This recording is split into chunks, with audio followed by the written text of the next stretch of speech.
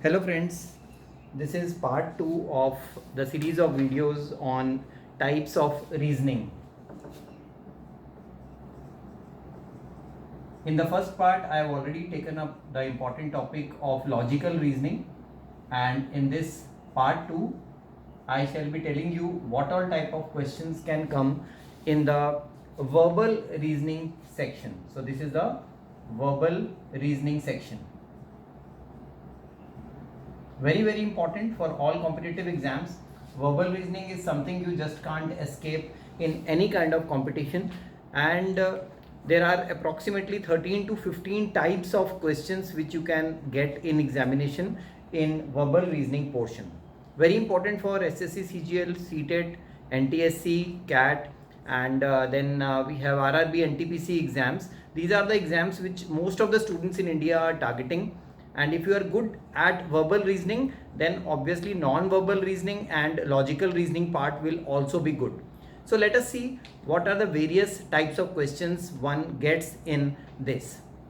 You must have heard of the very important word, that is syllogism. Now that is the first thing we all should know when we talk of verbal reasoning. So I'll just give you an example how syllogism can be done. In this type of questions of verbal reasoning, you are given two statements, and accordingly you are given two conclusions. So I'll give you an example also for syllogism. You need to read the statements carefully and the conclusions, and you need to find out which of the two conclusions follows from the given statements. Which one follows? So accordingly you have to mark your answer. It's a multiple choice question. Like, I'll give you an example here. Since this is logic reasoning, you don't have to reason out things based on your thinking. It is only based on the two statements which are given in the question. So the statements can be, like, first statement is given: some pens are mobiles. Some pens are mobiles. Obviously some pens are not mobiles, but logic reasoning is such thing in which you have to assume that the given statements are correct. So some pens are mobiles. Likewise, the second statement is all mobiles are laptops. Now these are the two statements which are given to you, and what are the conclusion one? C1, that is conclusion number 1. It is given that some pens are laptops, and the second one is given as C, that is C2, no mobile is pen.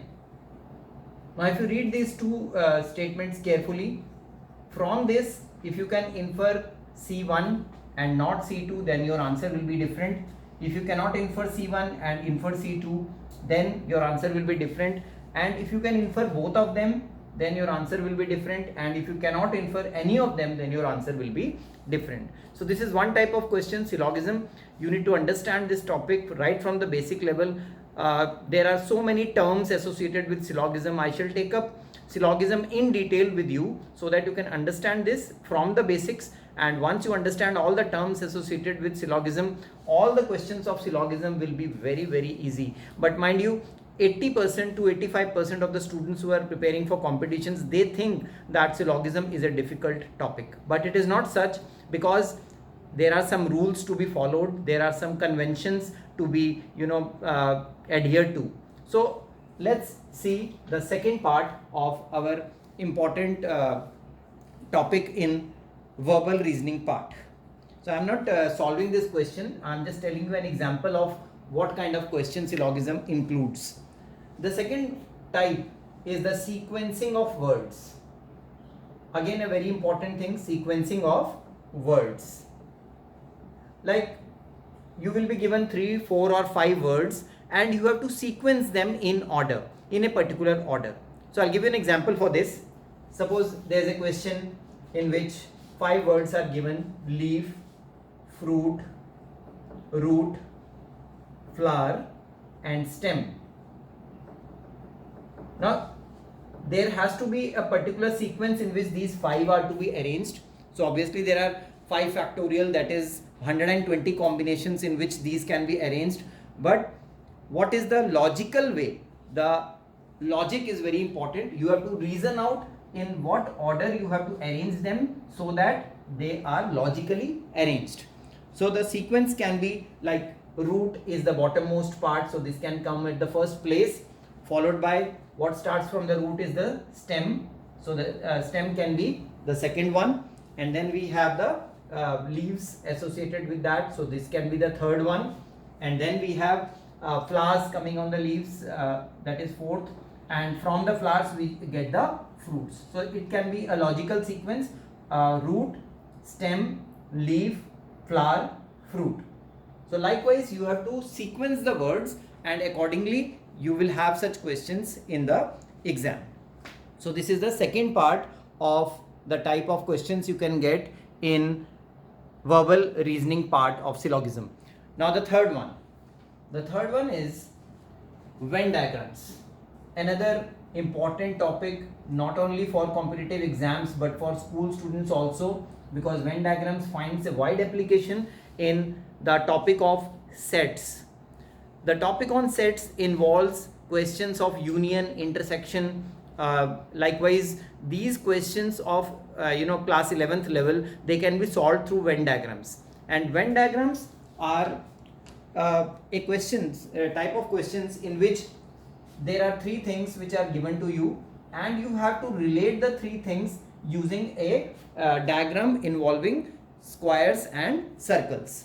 Normally you have circles in this. Like I'll give you an example here also. Suppose we are given 3 things as factory, products and equipments.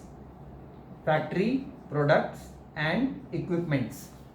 So if you want to represent this in the form of a Venn diagram, then you can infer here that the products and the equipments both are found in the factory. So factory is a big set, and in that big set you have some products and some equipments. Obviously equipments are not products the factory is making, equipments are used to make the products. So this is the kind of Venn diagram we need to represent factory, products and equipments. So you will be given 5 different types of Venn diagrams, and you have to find out which Venn diagram best suits this these 3 pair of or the triplet of words. So this is the third type of question which you can get in verbal reasoning. Now the fourth type. In the fourth type we have the questions of analogy.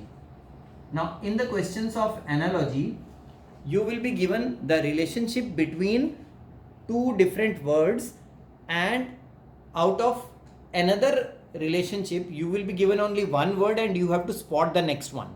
So I'll tell you an example of that also.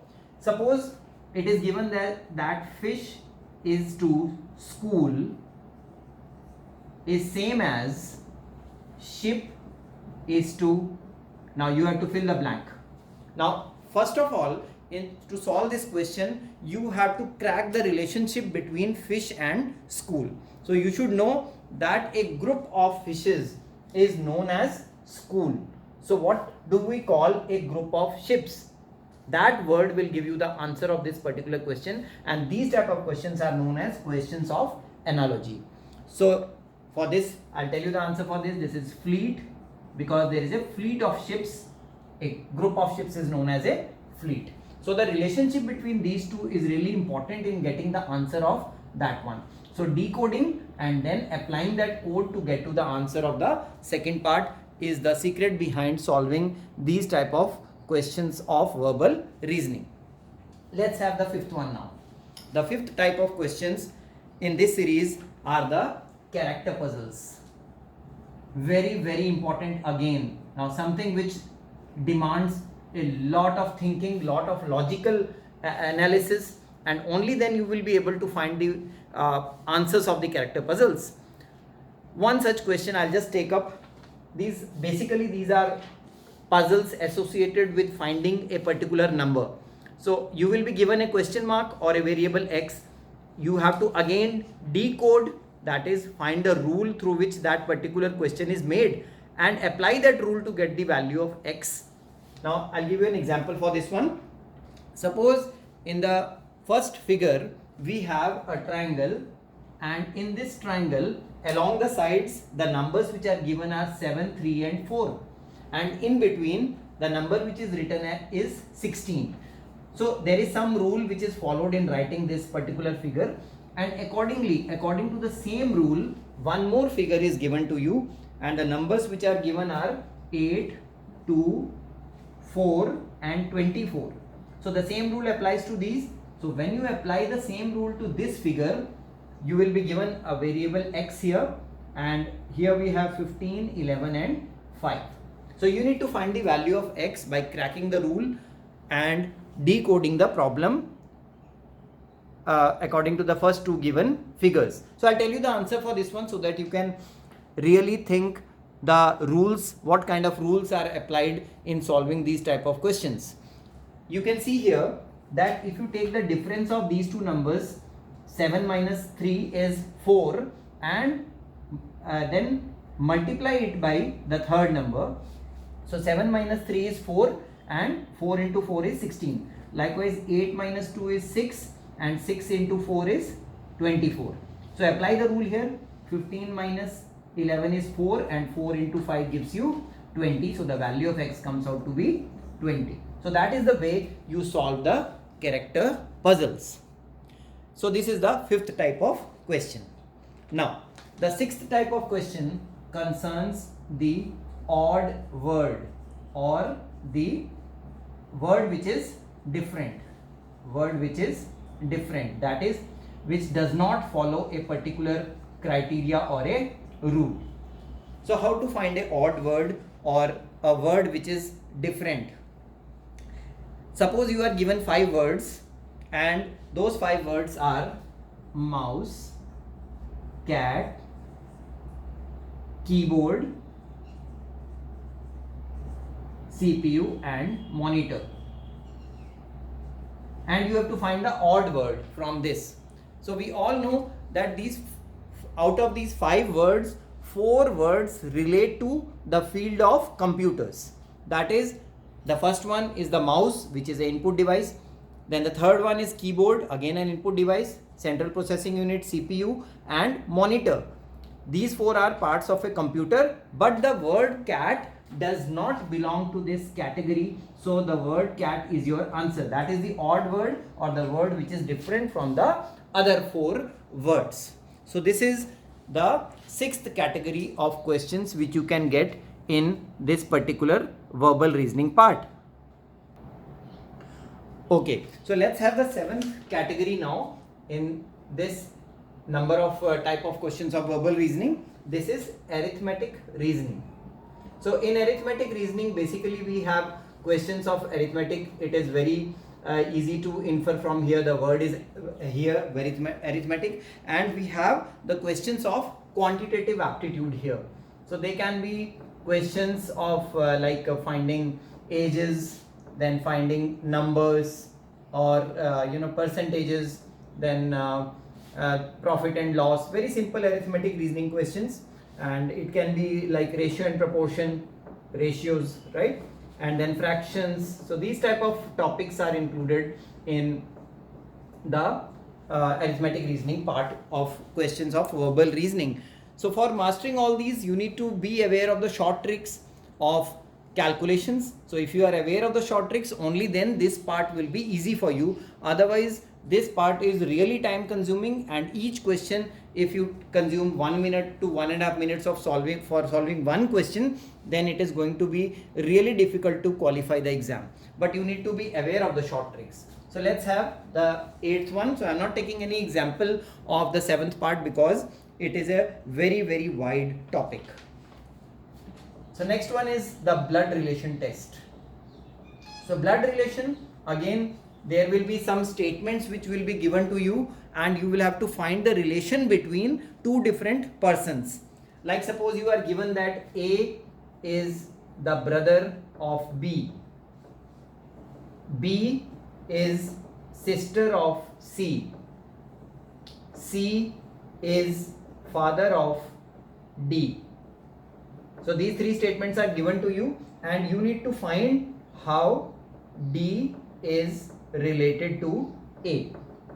So this is a type of blood relation question. So unless and until you have analysis of these three statements, you will not get this question easily. You need to be really quick in finding out the relationship between two different persons given in a particular statement. So I am not solving this, just my intention is to tell you the types of questions. So I am just telling you an example of this. So let's have another one. This is series completion. Very important series completion type questions. So suppose a difficult question here which is given to you is 523, 527 and you need to find the next term. So identifying the rule through which we have written the first three terms 523 and 527 is really important here, and if you can crack the rule, only then you can find what comes in place of the question mark. Otherwise it is really difficult. So the statement here is like square of this subtract 2, square of 5 subtract 2 you get 23, square of 23 subtract 2 you get 527. So likewise you can find the next term of the series. So I will not be going into details of this, it is just a problem which I wanted to put up to you. Next one is the dice problems. Very important again, dice problems. Now in this question, some positions of a dice will be given to you. Some positions of a dice are given. Now for this also we have specific rules. What number comes opposite to which number, or at the adjacent faces which numbers exist. So that rule you need to study, and according to that rule only you will be able to crack these questions. So some positions of the dice are given to you and you have to answer some questions based on those positions. So study those positions and answer some questions. So those are the questions of dice. Let's have the next one. So I'll be little quick in tackling the other ones, because now the other ones are self-explanatory also. So we have some questions of painted cubes and cuboids. Cubes and cuboids. So in this particular type of questions, again very important for reasoning aspirants, a cube is given to you and it is painted either with the same color on all the 6 faces, or on different faces you have different colors. So again then the cube is cut into smaller, a different number of cubes, and you need to find how many cubes will have a particular color on one side. So that is the problem of cubes. So painted cubes and cuboids, and some questions are asked based on this particular type. Then we have the questions of seating arrangement. Seating arrangement. So in this seating arrangement type questions, I'll just give you an example. Suppose there is a round table, and around the round table 5 persons A, B, C, D, E are arranged in a particular order. So suppose the answer is D, A, B, E, C. Suppose this is the sequence, and now the statements will be given to you like this. A is sitting between B and D and B. C and A has E and B between them. B and D have E and C between them. Likewise, you will be given such statements, and according to that you will have to identify the correct sequence of the person sitting around the round table or standing in a row. So they can be arranged linearly or in a circular way. So you have to find the proper position of a person. So that is the problems of seating arrangement. Then we have very important test, that is the direction sense test. Now in the direction sense test, you need to know the directions. This is north, east, west and south. So when we draw something going upwards, that is known as the north direction, movement along the north direction. If we draw towards right side, then it is known as movement towards east, and then on the left side movement towards west, and downwards movement towards south. So I'll give you an example of such a question. Suppose there is a person who walks 5 kilometers towards south, and then he turns right, and after turning right he walks 3 kilometers, and then again he turns left, and then again he walks 5 kilometers. Now this is the sequence of his movement which is given in the question. We have to find now which direction is he from starting place. So which direction is he from initial point or the starting place. So again you need to draw the figure for this particular question. Only then you will be able to find the answer of this particular question easily. After this, there are some particular type of questions which I have discussed in the logical reasoning part also. Those are the problems of data sufficiency, which I have already discussed, so I will not be elaborating this now. Data sufficiency. Then we have some cause and effect type of questions. Cause and effect. So in data sufficiency, again we have the there is a question followed by two statements. So you have to identify whether the data provided in statements are sufficient to answer the question or not. So there is a question and two statements. So whether this data is enough to answer this question or not, that is data sufficiency. And then cause and effect, we have already discussed in part 1. There is questions of spotting the essential thing. Spotting essential thing. So this is another thing which can be asked. So you can see, friends, all these type of questions which I have covered in this particular video pertains to the verbal reasoning part, and you can see how many varieties of questions I have told you right now. So these are the things you need to focus on. So this is my third video of this particular new channel, and I hope you have shared the live link of this channel with your friends, your WhatsApp groups and your Facebook pages, Twitter, Insta, Telegram, wherever you are on social media. You can share the link of this channel with all those who are preparing for competitions, because this is going to be benefit not only to the school students but also for all the competitive exams. So stay tuned for more videos of this kind, in which I'll be taking the part 3 of this series, in which I'll be dealing with the non-verbal reasoning part, and I'll be telling you what type of questions are asked in that non-verbal reasoning part. Till then, just watch this video and see what all type of questions you need to focus on for mastering this verbal reasoning part, which is very important for competitions. So friends, that's it from me in this particular video. Do share the live link, and if you like it, then do click the bell icon also for getting the notifications of all future uploads on the channel. Thanks for watching this video, friends.